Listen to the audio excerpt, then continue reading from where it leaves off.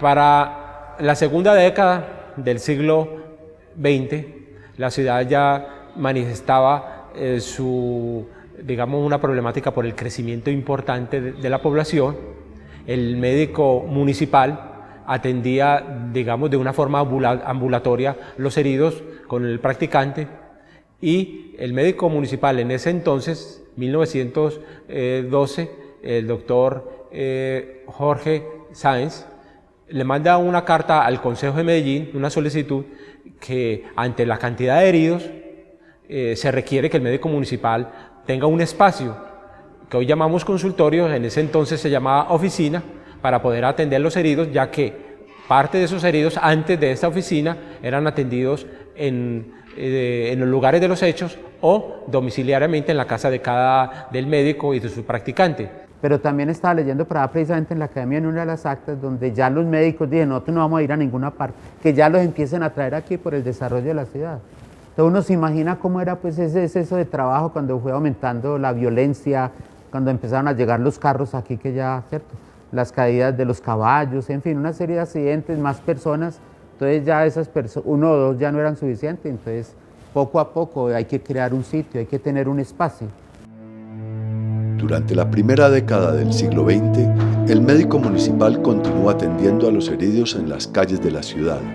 Por ello, el doctor Jorge Sáenz solicita al Consejo Municipal un local con el fin de abrir una oficina para el servicio del público y llevar allí a los heridos y a las víctimas de accidentes. El médico municipal fue cambiando de esas labores epidemiológicas y de salubridad, fue cambiando hacia el manejo del trauma y los heridos. El doctor Jorge Sáenz, el médico municipal, en 1911, solicita una oficina de permanencia, una oficina donde él pudiera atender los heridos, porque él veía muy difícil estarse desplazando a los distintos sitios de la ciudad, atender heridos muchas veces, y lo denota en un relato, heridas arteriales que no daban tiempo para que él llegara en el transporte, que él ya tenía automóvil en aquella época, y entonces solicita una oficina de permanencia. Aquí surge la oficina de accidentes, con un ayudante que es el doctor José Vicente González. Estas dos personas, el doctor Jorge Sáenz y el doctor José Vicente González, su ayudante, se pueden considerar como los iniciadores del manejo del trauma y los primeros empleados de la oficina de accidentes, precursor de la policlínica municipal.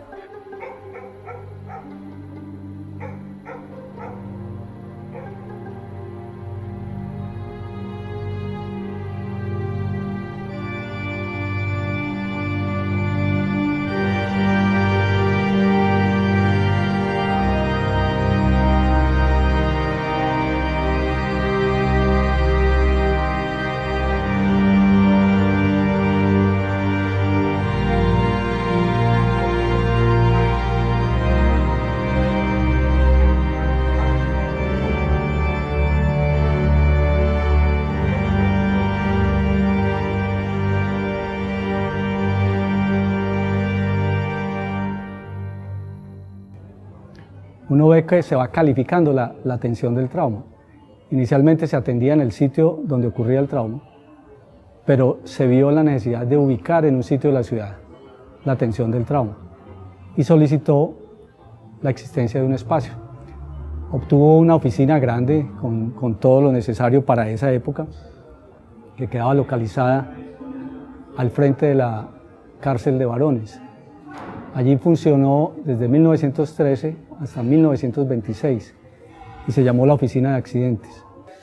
Esta oficina logra abrirse en el 1 de abril de 1913 y dice el doctor Jorge Sáenz que se siente contento porque ya van a poder atender de una forma más, una forma más fácil a los heridos y a los enfermos. No solo son los heridos, sino también enfermos. En los registros aparecen enfermos y eso fue el inicio de la oficina de accidentes.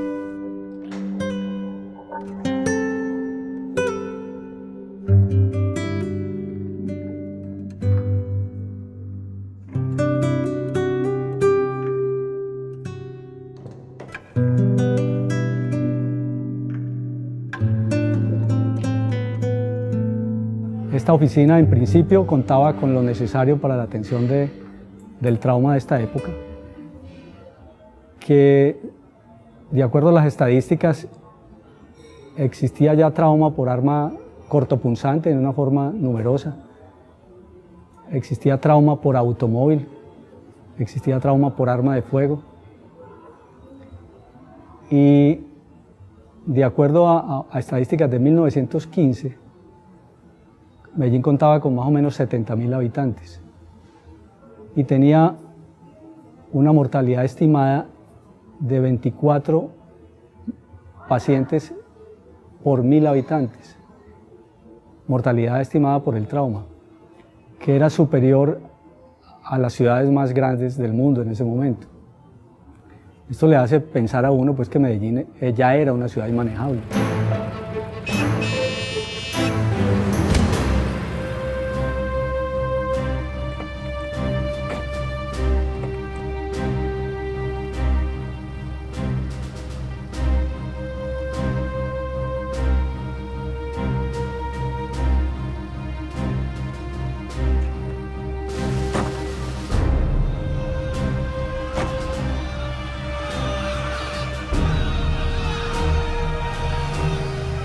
Estos muchachos que trabajaron, estos médicos, Sáenz y otros, el doctor Carlos de Grey, necesitamos otro, empieza a presentar informes muy bonitos, también muy inocentes y muy elementales para la época, pero no había el desarrollo del triaje, no había aplicación de sangre, los sueros no se ponían intravenosos, entonces casi que la misma naturaleza ha sido un triaje. Este es un aporrioncito y de pronto un hundimiento, pero se salvan, pero la mayoría se morían si eran graves. Entonces uno se imagina, pongámoslo a un ladito, aquí no hay nada que hacer, llamen al cura. Entre otras cosas, había que llamar primero al sacerdote antes que al médico.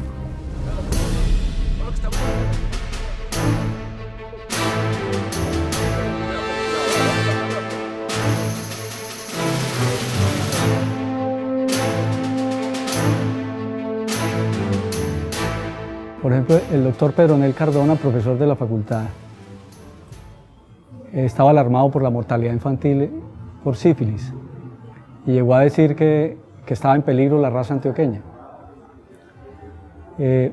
Esto para evidenciar pues, la condición de insalubridad en que vivía Medellín y la violencia creciente y la accidentalidad por trauma. La oficina de accidentes contaba con un ayudante permanente, tenía servicio 24 horas. Era atendida en el día por el doctor Jorge Sáenz y en la noche por su ayudante.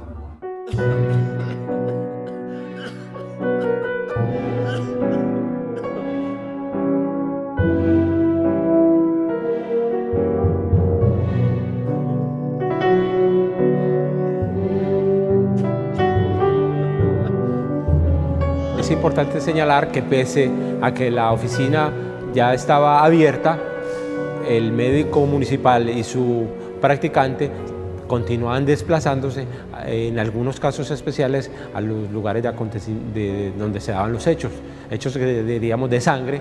Ellos continuaban atendiendo y dice el doctor Sáenz que con la ayuda de su ayudante y llevando el instrumental en una caja metálica se continuaban desplazando hacia las fracciones de la ciudad. En ese entonces las fracciones eran los lugares alejados donde era más difícil llegar, entonces el doctor se desplazaba ya en ese entonces, decía, en algunos casos en automóvil o en bestia para atender adecuadamente los heridos.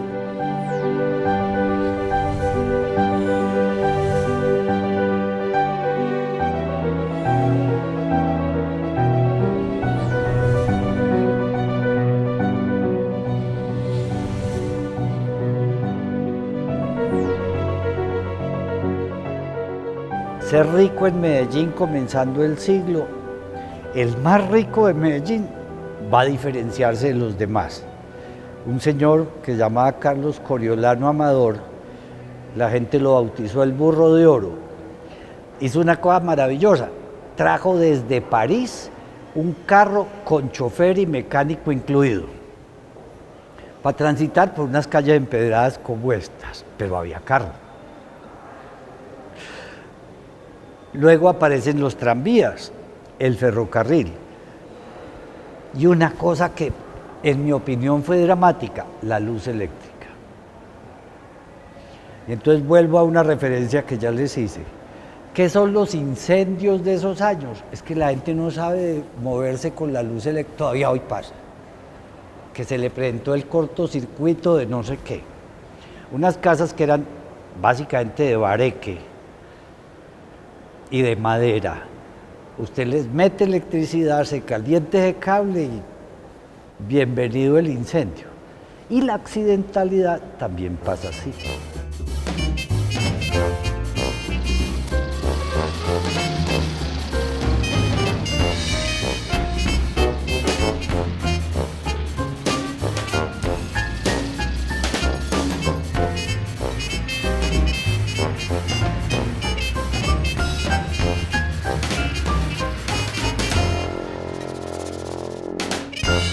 ¿Cómo cambia el proceso de movilidad urbana con la introducción del automóvil? El automóvil es un elemento pues, extraño de la vida urbana, irrumpe en la vida urbana a finales del siglo XIX, que son carros pesados, no llegaron muchos, inicialmente no llegaron demasiados vehículos, es uno que se maneja por la ciudad y que afecta a la ciudad en términos de las calles no tienen condiciones adecuadas para soportar el peso de los vehículos y por lo cual en el solo transitar rompe los atanores o atenores que son los tubos de barro de las calles y entonces hay una enorme dificultad.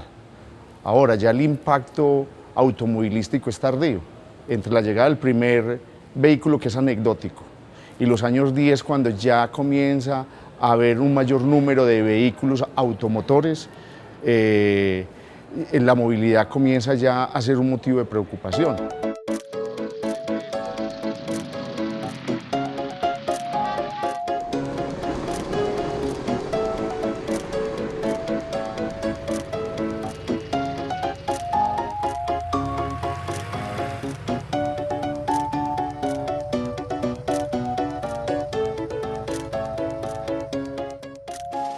Cuando ya la ciudad pasa de 30, 40 automóviles, las calles estrechas, empedradas, hace muy difícil la circulación y sobre todo que tiene que competir con los caballos, los carruajes y todavía más en los años 20 cuando a esta tracción animal y al peatón y al automotor se le suma el tranvía. Entonces hay un conflicto urbano, sobre todo en el centro urbano, de calles estrechas que hace que desde los años 10 ya se esté planteando la necesidad de ensanchar las vías para poderle dar el espacio necesario al vehículo automotor, fundamentalmente para que las esquinas sean ochavadas, es decir, recortadas para que haya el giro del vehículo en la parte urbana.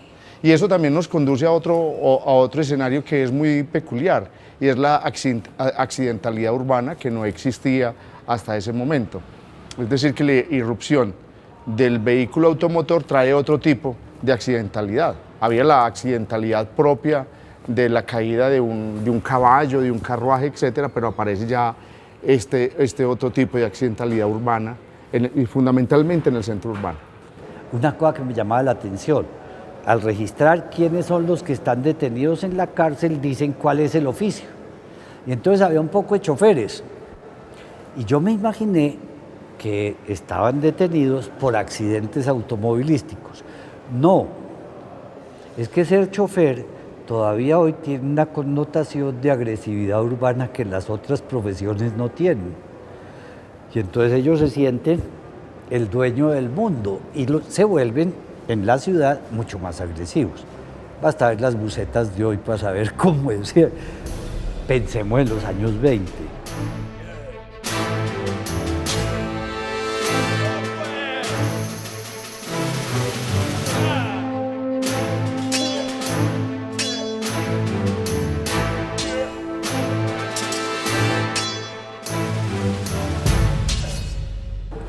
Los accidentes y los homicidios o las lesiones personales producidas por los choferes no son con los carros, son en las peleas en las cantinas, en el barrio, etcétera, porque hay otra psicología de funcionamiento social. Y bueno, en los pueblos todavía el chofer de la chiva es el más seductor de todos, el que sienta a la muchacha bonita al lado. Pensemos cómo son los choferes de Medellín de los años 20. Y entonces, bueno, ¿qué quiero ilustrar con eso? Que hay otra forma de pensar la vida, la sociedad, la relación entre las personas. Sumémosle una preocupación. Ese obrero vive unas jornadas de trabajo y unas condiciones materiales de vida que no son precisamente muy gratas. Y hay una cosa que se le atraviesa que se llama aguardiente y cantina y prostíbulos y juego. Entonces, eso da una mezcla extraña de morbilidad social, ¿cierto? Entonces sí, puede ser, no sabría decir porque no existen las nociones para la época, ni hay documentación que permita construirlo, pero muy seguramente los niveles de violencia intrafamiliar, lo que hoy llamamos violencia intrafamiliar, debieron ser significativos. Y si no hay duda, hay una relación entre riñas y aguardiente. Fue un reto para los médicos de esta época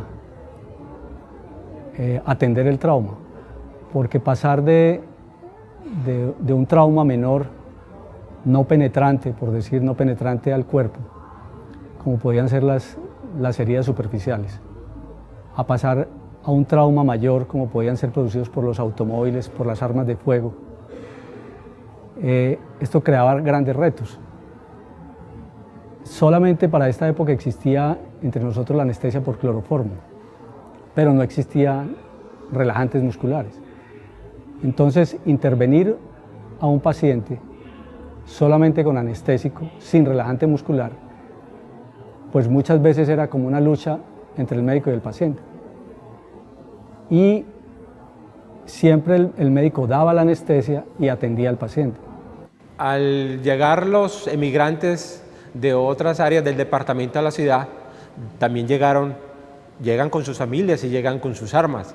Y comienza a darse un cambio. Inicialmente los registros muestran un número importante de lesionados por garrote, por machete, por heridas por arma blanca, y posteriormente, ya a partir de la segunda década, aparecen las heridas por proyectiles de arma de fuego.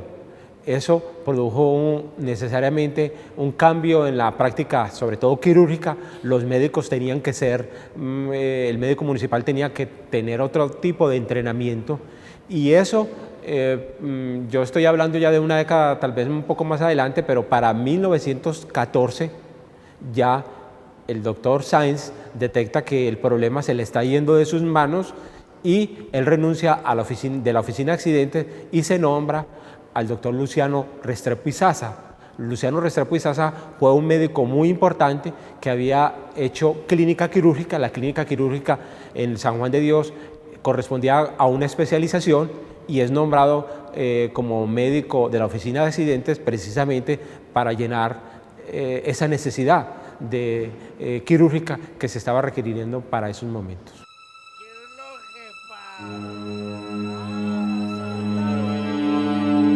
Debido al incremento de heridos y de casos violentos que requerían reconocimientos médico-legales, el 24 de julio de 1913, el Consejo Municipal creó la Oficina Médico-Legal con servicio permanente y reglamentó la permanencia de uno de los empleados durante la noche.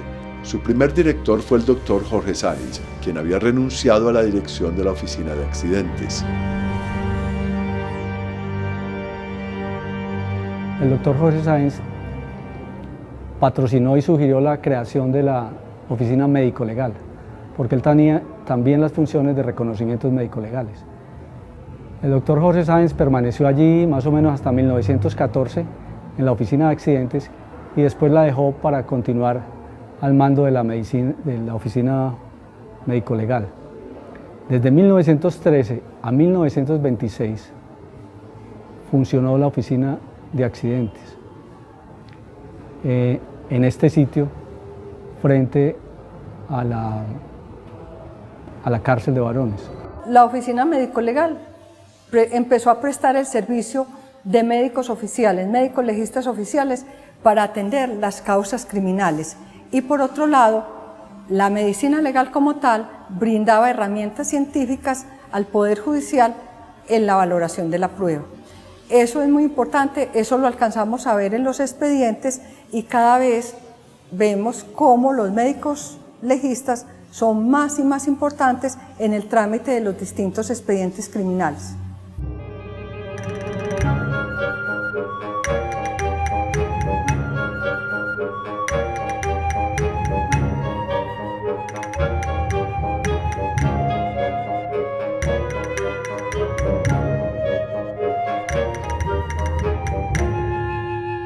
En 1912 está el registro del primer atendido por lesión por arma de fuego.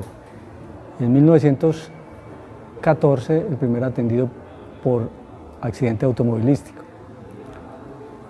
Para 1919 hubo unos 34 casos de heridos por arma de fuego y unos 6 casos de heridos por automóvil. Esto aparentemente no es muy significativo, pero para una ciudad como Medellín, donde el transporte básico era las mulas y el caballar, sí era todo un reto. Tanto que el doctor Jorge Sáenz,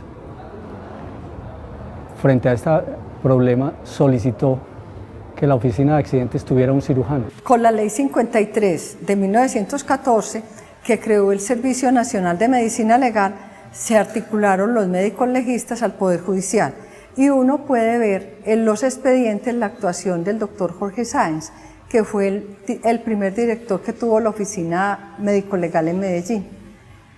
Ya cada vez más fue más importante la oficina médico-legal porque le servía al Poder Judicial y se empezaron a reemplazar los peritos sin diploma por los peritos médicos.